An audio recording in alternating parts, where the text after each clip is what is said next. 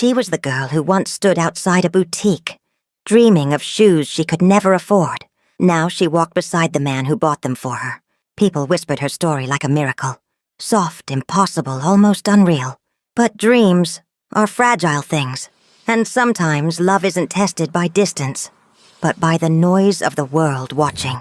Morning sunlight spilled over the towering glass walls of Cole Enterprises, making the entire building shimmer like it was carved from pure dawn.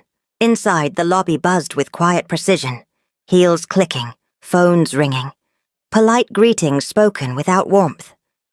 Everyone seemed to know exactly where they were going, and why.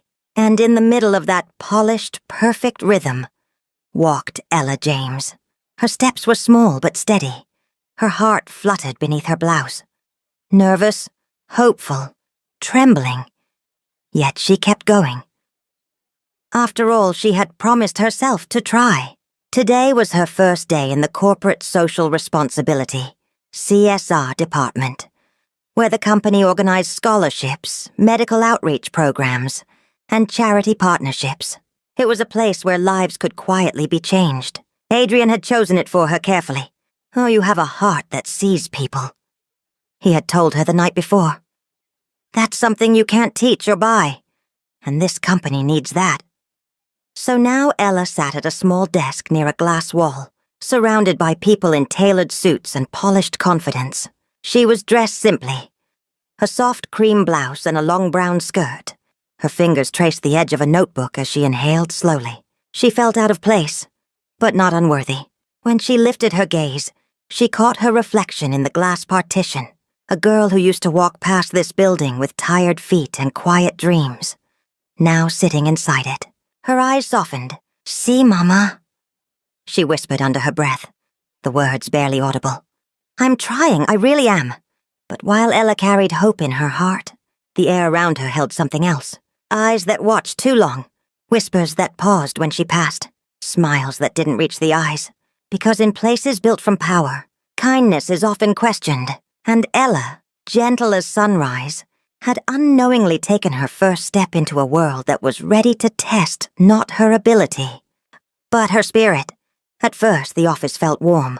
People smiled when she passed. They greeted her softly. Someone even showed her how to access the shared drive. It was polite, friendly, almost welcoming. But smiles in tall buildings often hid questions, and soon the whispers began. "Isn't she the girl from that cafe? I heard she used to mop floors. So how did she get this job? How does she know Mr. Cole?" Ella heard them. Of course she did. But she pretended not to. She kept her eyes on her work. She drafted letters to children's homes. She organized relief supply lists. She read donation requests slowly and carefully, because every story mattered to her. But whispers move like wind. You don't see them, you only feel them. One afternoon, while she stood beside the printer waiting for the pages to slide out, she heard two women behind her. Their voices hushed, but clear enough to wound. "She's sweet, but come on. This job didn't just fall from the sky." Well, maybe it did. Straight from billionaire heaven. Their laughter was soft, but the softness made it sting more. Ella's hands trembled as she picked up the papers. Just slightly. She didn't turn. She didn't explain herself. She didn't ask them to stop. Her mother had taught her long ago. Not every battle is worth words. Some are won in silence. So she returned to her desk. Quiet. Steady. Even though her heart felt heavy inside her chest. That evening, the office slowly emptied. The lights dimmed. Footsteps faded. Doors closed. But Ella stayed. Only her small desk lamp glowed, pooling warm light over stacks of reports. The building outside was dark and endless. But inside her small space, she kept going. Sorting files, replying to emails, rewriting proposals carefully, word by word. She whispered to herself, softly like a prayer, "I belong here. I belong here. I belong here." But even the strongest quiet hearts break sometimes. And as she continued, a single tear slid down her cheek. Quiet. Unannounced. Like a whisper from the past. She wiped it quickly, not because she was ashamed, but because she wanted to finish today with strength. She didn't know someone was watching. Someone who had stopped in the doorway and saw the tear fall. Someone whose presence would change this night. "Adrian," Adrian stood at the doorway watching Ella work. She didn't notice him at first. Her head bent over documents, her fingers moving carefully, as if every word mattered, and to her it did. "Ella," he said gently. She startled, then relaxed when she saw him. "Oh, Mr. Cole, I'm sorry I didn't realize the time." "You don't need to call me that here," he said with a soft smile. "It's just Adrian." She nodded slowly, though her shoulders were still tense. He stepped closer, noticing the stack of completed files, the organized folders, the faint redness around her eyes. "You've been crying," he said quietly. Ella looked down, her voice small but steady. "It's nothing, I'm just adjusting." He pulled a chair and sat beside her. "Talk to me," he said, not as a boss, but as someone who cared. Ella took a shaky breath. "They think I don't deserve to be here," she whispered. "They think I got this job because of you. That I don't belong." Her voice cracked, but she didn't break. "I worked so hard today. I tried so hard. But their words just stick to you, even when you pretend they don't." Adrian listened, really listened. Not with sympathy, but with understanding. "Ella," he said softly, "do you remember the first day I saw you at Maison Leclerc?" She nodded. "You stood in the rain, looking at those shoes, as though they were a dream instead of something unreachable. But you didn't look defeated. You looked hopeful." He leaned slightly closer. "That is why you belong anywhere you decide to walk. Not because of me, not because of this building, but because you showed up with a heart that refuses to stop believing." Ella's eyes glistened, not from sadness, but from being seen. He stood and offered his hand, not to hold, but simply to say, "Come, you don't have to finish today alone. Let's go home," he said gently. Outside, the city was quiet and soft under a light drizzle. They walked side by side, not touching, not trying, just existing together in a world that suddenly felt gentle again. They passed Maison Leclerc, the same glowing window that had once held her dream. Ella looked at it and smiled. Not with longing this time, but with quiet pride. Adrian noticed. "You don't have to prove yourself to anyone," he said, his voice warm. "Your kindness is your strength. Don't let the world make you hide it." Ella exhaled, steady. Adrian offered his hand and she took it. They walked side by side, hand in hand, and they talked and laughed. Her laughter soft, but real. For the first time that day, the world felt gentle again. And somewhere nearby, a camera shutter clicked. One photograph, Ella and Adrian, hand in hand, walking and laughing, their smiles easy, unguarded, real. The next morning, the city woke with a spark. Billionaire seen with mystery woman. From cafe girl to company muse. Who is Ella James? Love in the city, the man who could have anyone, and the woman he chose. Screens lit up, phones buzzed, worlds shifted. In one night, Ella's quiet life had been pulled into the center of a story she never asked to tell. This time, the challenge wasn't whispers behind her back, but the spotlight of an entire city watching. By the time she reached the office, the photo had already traveled. From group chats, to office threads, to every hallway. When Ella walked in, conversations stopped mid-sentence. Chairs stilled, eyes turned. Not with curiosity, but with expectation. Is it true? Her, with him? Why her? No one asked aloud. But every stare asked for them.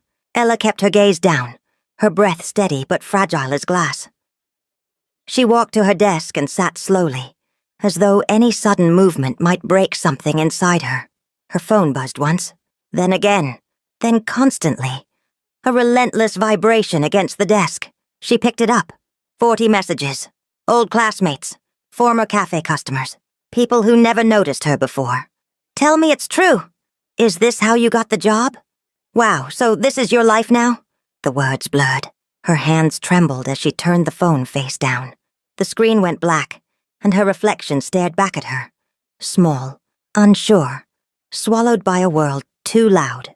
The soft confidence she had been building began to slip. The walls of Cole Enterprises, all that glass and gold, had once felt like a dream. Now, they felt like mirrors. Every reflection seemed to whisper, "Do you really belong here?" Ella stood up quietly. She didn't speak to anyone. She didn't answer any questions. She didn't owe the world her story. She left her desk, walked past the stairs, past the whispers, past the glass walls that suddenly felt too transparent.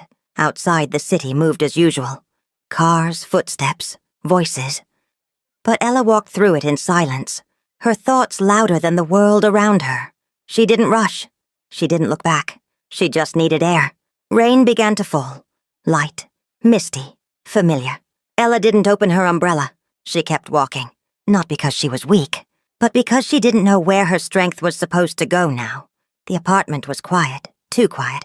Ella sat curled at the edge of her bed, the faint hum of the refrigerator the only sound in the room. The golden shoebox rested on her small table by the window, catching flecks of light. It looked exactly the way it had the night Adrian gave it to her. Elegant, delicate, full of promise. But tonight it felt like it belonged to someone else. Someone braver, someone stronger, someone who deserved it. Ella stared at it with a tight breath, her fingers knotting together in her lap. Her phone buzzed again. Adrian. She stared at his name on the screen, her heart aching. Not from anger, but from fear. What if talking to him made it real? What if talking to him made it worse? She let it ring. Then another message appeared. Not from Adrian, from Ruth. Ella, what's going on? Everyone's talking about you. Are you okay? Ella swallowed hard and pressed call. Ruth picked up immediately. Ella, talk to me. Ella tried to speak, but her voice cracked. I didn't ask for this, Ruth. I didn't want attention. I wanted to work. I wanted to do something that mattered. Her breath shook. Now they think I'm using him. They think I'm some gold digger. They think everything I've done is because of him. Ruth listened quietly, not shocked, not dismissive. Just present, the way real friends are. Ella, she said gently. People will always search for the easiest explanation, and the easiest one is always the ugliest. But you know your heart, and so does he. Ella wiped her cheek with the back of her hand. I wish I could disappear. No, Ruth said softly, but firmly. You don't disappear when storms come, Ella. You hold your umbrella tighter. Ella let that settle in her chest. Not comfort, but courage. When she hung up, the room felt heavier, but steadier. She stood slowly, walked to the table, and picked up the silver ring Adrian had given her. She held it against her palm. Cool, soft, familiar. Then she set it down beside the box and whispered into the quiet. Maybe this is where fairy tales end. Days slipped into weeks. The world kept talking. The headlines didn't fade. The whispers didn't soften. Ella didn't return to Cole Enterprises. She silenced her phone. Adrian's calls went unanswered. Not out of anger, but exhaustion. The noise was too heavy. The stares too sharp. The weight too much for her small, gentle heart. So one morning when the city was still quiet and the air smelled like early sun, Ella walked back to Sweet Bean Cafe.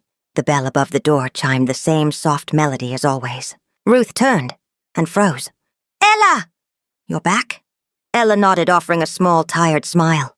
Just for a while. The cafe wrapped around her like an old blanket. Worn, warm, familiar. The scent of roasting coffee, the hum of slow jazz.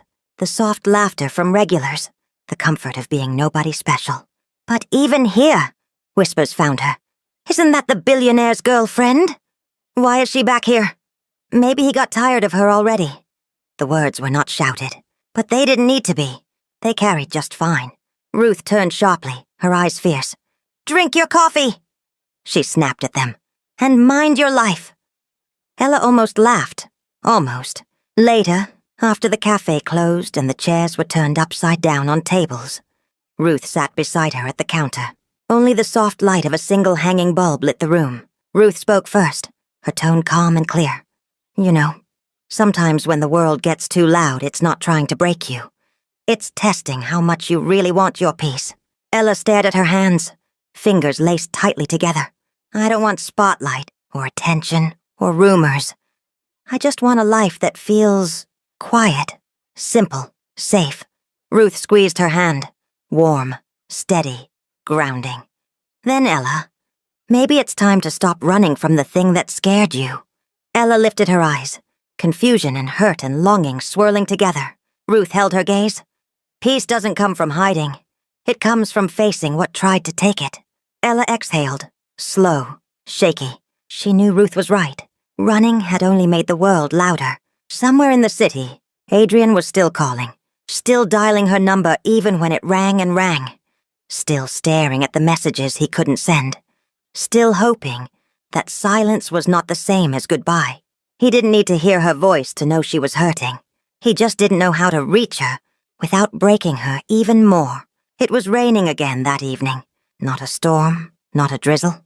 A quiet rain, the kind that makes the world whisper instead of speak. Inside Sweet Bean Cafe, the lights were warm and soft. Ella wiped the counter slowly, her movements gentle, almost tired. The day had been long, the thoughts had been heavier. Then, the bell above the door chimed. She turned, and the world seemed to stop. Adrian Cole stood in the doorway. No guards, no umbrella, no polished suit. Just a white shirt soaked through, dark hair damp, raindrops sliding down his face. He looked less like a billionaire tonight, and more like a man who had crossed the city to find something he wasn't willing to lose. He stepped forward, slow, calm, steady. "Ella," he said. Her breath caught. His voice was soft, but his eyes held a hurt he had never let the world see. "I gave you those shoes so you could walk into your dreams," he said quietly. "Why did you stop walking?" Ella swallowed. Her voice came out small, fragile. "Because the world won't stop watching." Adrian exhaled, not frustrated, not angry, just sad. He stepped closer, close enough that she could smell the rain on him, close enough that her heart began to ache in her chest. His eyes softened. "Then let's walk where the world can't see." Behind the counter, Ruth froze mid-step, eyes wide. She whispered to herself, "Oh my goodness, he really came." But she didn't interrupt. She quietly slipped into the kitchen and closed the door. Giving them a moment meant only for them. Outside, the rain tapped softly on the windows, a steady, rhythmic hush, as if the world itself was holding its breath. Adrian lifted his hand, not demanding, not claiming, simply offering, an invitation, not to a place, but to courage. "Come with me," he whispered. Ella looked at his hand. The same hand that once placed kindness in hers. The same hand that had held no expectations, only sincerity. And this time, she didn't doubt. She didn't question. She didn't fear. She placed her hand in his. Their fingers fit together gently, like something that had always been waiting to happen. Adrian's shoulders relaxed, as though he had finally found what he'd been searching for all this time. He didn't pull her. He simply guided her toward the door. The rain met them as they stepped outside, cool, clean, soft against their skin. They didn't run. They didn't hide. They walked, side by side, not as a billionaire and a cafe girl, but as two hearts, choosing each other in the rain. The drive was long and quiet. No music, no small talk, just the soft hum of the engine and the sound of rain fading behind them. City lights slowly melted into distant glimmers. Skyscrapers gave way to winding country roads. Concrete softened into fields of gold and green. Ella kept her gaze on the window, but her thoughts stayed on the hand that still held hers. Not tightly, not possessively, just there. When the car finally slowed to a stop, the silence felt different. Softer, lighter. Ella stepped out, and the breath caught in her chest. They stood on a small hill, open and quiet, overlooking a vast stretch of earth that seemed to reach all the way to tomorrow. The sky stretched endless above them, and the wind carried the scent of grass and soft memory. Wildflowers swayed, gentle, unbothered by the world. Ella had never seen anything so peaceful. Adrian stood beside her, his gaze distant, thoughtful. "This was my mother's favorite place," he said quietly. "When life felt heavy, when people expected too much, she came here to remember what truly mattered." Ella listened, not to reply but to understand. He reached into his coat and pulled out a letter, the edges worn, the paper soft from being opened many times. He unfolded it with a tenderness that told her he had memorized every word long ago. His voice was steady but soft when he read. If you ever meet someone who reminds you that love can still be kind, do not let her go because the world disapproves. The world always disapproves before it understands. Ella felt her heart swell. Slowly, achingly, a tear slipped down before she could hold it. "She wrote that for you," she whispered. He nodded. "For me. And for the day I finally listened." The wind moved through the grass around them. Slow, gentle, almost like a lullaby. Ella closed her eyes. For the first time in weeks, the noise stopped. The whispers faded. The fear loosened its grip. Peace did not come in a grand moment. It came quietly, like a small bird returning to a nest it always remembered. She opened her eyes and looked at Adrian. Really looked. He wasn't the billionaire now. He wasn't the headlines. He wasn't the chaos. He was a man standing in the place his mother once stood, trying to protect the softness inside him. And she understood. Love wasn't the problem. The world was. But love was the answer. Ella stepped closer. Not to speak. Not to promise. Simply to be there. And Adrian let out a breath he had been holding for years. The next morning the world was soft. The sky was pale and washed with early sunlight. The streets still damp from last night's rain. Adrian drove quietly, one hand on the wheel, the other resting just close enough to Ella's. Not touching, but near. They didn't speak. They didn't need to. Sometimes silence isn't empty. Sometimes it's the safest place to rest. The city slowly returned around them. The tall buildings, the morning buses, the soft buzz of life waking up. But inside the car, time still felt slow, almost gentle. When the car reached Ella's street, she turned to him. Her voice was soft but steady this time. The kind of steady that comes from finding herself again. "Adrian, I'm sorry. I shouldn't have run away." He looked at her, his eyes warm. Not disappointed, not hurt. Just understanding. He shook his head. "You didn't run, Ella. You were overwhelmed. You needed space to breathe." "That's not weakness. It's being human." Her chest loosened with relief. He looked forward for a moment, thinking, choosing his words with care. "I used to think love had to be loud," he admitted. "Grand gestures, headlines, perfect photographs, something the world could applaud." His voice softened, turned inward. "But now I know. Love is strongest when it's quiet, when it's gentle, when it doesn't try to prove anything to anyone." Ella felt the words settle deep in her heart. "Quiet and real," she said. He nodded, a small, genuine nod. Especially then. She opened the car door, the cool morning air brushing against her skin. But before she stepped out, she leaned in just enough for him to hear her whisper. "Thank you, for finding me again." He didn't hesitate. "I never stopped looking." Their eyes held, warm, sincere, full of something unnamed but understood. No dramatic kiss. No cinematic music. Just two souls, choosing each other in the quiet. Ella stepped out of the car, closed the door gently, and stood there for a moment, watching him drive away slowly, not disappearing, just giving her space to walk again, on her own feet. And for the first time in a long while, Ella didn't feel afraid. Days passed gently. The world didn't go silent. Whispers still existed. Rumors still fluttered. But Ella no longer felt like she was drowning in them. Something inside her had settled. Soft, steady, growing. Meanwhile, Cole Enterprises buzzed with preparations for its annual charity gala. The event of the year. A night of chandeliers and glassware, gowns and cameras. A night where power dressed itself in elegance. People whispered about the guest list. Celebrities, governors, business giants. Everyone expected Adrian Cole to stand on stage and shine. But Adrian was thinking of something else entirely. That afternoon, a small envelope appeared at Ella's door. Not delivered by a driver. Not sealed in gold. Just a simple folded note. Handwritten. The ink soft and familiar. She opened it carefully. "Come tonight." No expectations. Just presence. "Adrian?" Ella stared at the words for a long time. No pressure. No demands. No proving. Just presence. She closed her eyes and whispered to the quiet room, "Okay." Evening arrived slowly like a deep breath. The sky outside her window glowed lavender and soft rose. City lights beginning to flicker awake. Ella walked to her small table.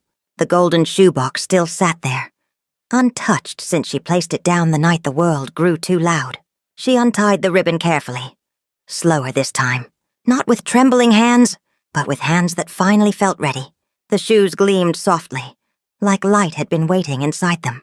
Ella touched them gently, her voice barely above a whisper. This time, I'll walk proud. Ella crossed to her closet. She didn't own many dresses. Just one she had bought long ago, and never found the courage to wear. A soft evening gown, light, flowing, gentle. The color was a quiet rose, like the sky before sunrise. It rested on her shoulders like it had been waiting for her. She slipped the gown on slowly. No diamonds, no glitter, just soft fabric and quiet breath. The silver ring Adrian had given her rested on her finger. Simple, steady, familiar. Then she reached for the shoes. She touched them first. Not to admire them, but to remember why she stopped being afraid. She slipped them on. They fit the same, but she was no longer the same girl who first wore them. Ella stood before the mirror. Her reflection wasn't loud, wasn't trying, just peaceful. She lifted her chin and breathed. Mama, I'm still trying. This time, I'm not running. Then she stepped out the door, and for the first time, the shoes didn't feel like a dream she reached for. They felt like a dream she was stepping into. The ballroom glowed beneath sweeping crystal chandeliers. Golden, warm, brilliant. Soft music drifted across marble floors. Cameras flashed like stars, igniting in bursts of silver-white light. Adrian Cole moved through it all with quiet grace. Polite nods, practiced handshakes, measured smiles. But his eyes searched the room for someone who had not yet come. Reporters gathered near the front, eager, hungry. Mr. Cole, over here. A statement, please. Who is your date tonight? He didn't stop to answer. When he stepped onto the stage, the room stilled. Not because he was wealthy, but because he carried silence with authority. He didn't talk about business or power. His voice was calm, clear, human. We build towers to touch the sky, he began. But sometimes, in trying to rise high, we forget the ground that holds us. The ballroom listened, not out of formality, but because his words reached them. Real success is not in what we own, he continued, but in who we choose to see, and how we choose to treat them. A hush, a breath, a pause suspended in time. Adrian's gaze shifted toward the grand entrance. The doors opened, and Ella walked in. She remembered his words. When you wear them, walk like the world finally noticed you. So she walked, not timidly, not apologizing for her space, but with soft, grounded confidence, the kind of confidence born from finding herself again. The lights caught her. Not like a spotlight demanding attention, but like sunrise finding something worthy of warmth. Her gown flowed like gentle river silk. Her golden shoes shimmered with every step. Her hair framed her face simply. Her eyes were steady, quiet, brave. A voice all their own. She did not rush. She did not shrink. She arrived. Whispers rippled, sharp, astonished, stunned. Someone gasped. Someone dropped their champagne flute. Someone whispered, "That's her." But Adrian! Adrian smiled. A real smile. A found-you-again smile. He stepped forward, returning to the microphone. His voice was steady, certain. "You all know my name," he said. "But tonight you'll learn hers." Every head turned. Every camera lifted. Every breath held. "Ella James." The woman who reminded me that kindness builds more than towers ever could. Silence. Thick, suspended. Like the world itself paused to take it in. Then, applause. Not polite, not forced, not curious. Applause that felt like recognition. Ella's heart trembled, but her steps did not. She walked forward, and Adrian walked down from the stage to meet her. Not to lead her, but to stand beside her. Equal! And in that moment, for the first time since the whispers began, the whispers died. After the gala ended and the last of the applause faded, Adrian and Ella slipped quietly outside. The night air was cool, the gentle kind that carries soft breezes and deep breaths. The city lights shimmered like scattered stars across glass windows and wet pavement. They didn't rush. They didn't speak at first. They simply walked, side by side, down the same street where everything began. The boutique window still glowed, displaying new shoes and glittering silk. A world behind glass. But this time, Ella didn't stop to look. She no longer needed to. Adrian glanced at her, his voice quiet. Meant for her alone. The world finally noticed you, he said. Ella smiled, calm, sure, steady. You told me to wear the shoes and walk like I belonged, she whispered. So tonight, I walked. Adrian stopped walking then, not dramatically, just enough to really look at her. The golden shoes, the quiet glow in her eyes, the woman who had grown through storms and still stayed gentle. A softness touched his expression. You were never invisible, Ella, he said. The world just needed time to open its eyes. Ella felt her chest warm. Not with pride, but with something deeper. Recognition, belonging, choice. They continued walking, laughter slipping into the air, light and unforced. Their shadows stretched long across the pavement. Two shapes moving forward side by side. Two souls, no longer running from the world, finally free enough to walk into it. Together. Ella James once watched her dreams through a window, but she learned to walk inside them, not because the world chose her, but because she chose herself. And when she did, the world followed. If this story touched your heart, tell us in the comments, and let us know where in the world you're watching from. Don't forget to subscribe to Folk Tales by Olivia for more emotional and unforgettable stories. Until we meet again, stay kind, stay hopeful. Keep watching.